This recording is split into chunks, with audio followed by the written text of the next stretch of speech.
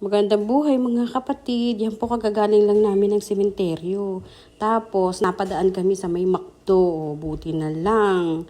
Kasi mga gutom na ang mga inday at ang mga chikiting. O, may baon po kaming suka. Siyempre, ano ang kapartner ng suka? Di lumpiang Shanghai. Ayan po, ang dami namin dalang lumpiang Shanghai. Kasi ang dami namin kakain. And then, ano pa ba ang kasunod ng lumpiang Shanghai? Di meron kaming extra rice. Mahal kaya ang rice sa McDo or sa Jollibee. Biruin mo 35 pesos ang isang cup. Iyan, sawa kami sa rice. Tapos meron po kaming kapitbahay sa kabilang table. Nakita ko, bitin sila sa rice. Di inalok ko ng rice kung gusto nila. Nung una nahiya pa.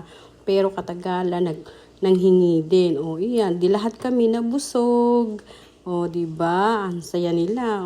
Nakakuha sila ng extra rice. Pati yung mga kasama ko sasaya din. Happy tummy! Yum, yum, yum! Thank you sa panonood po.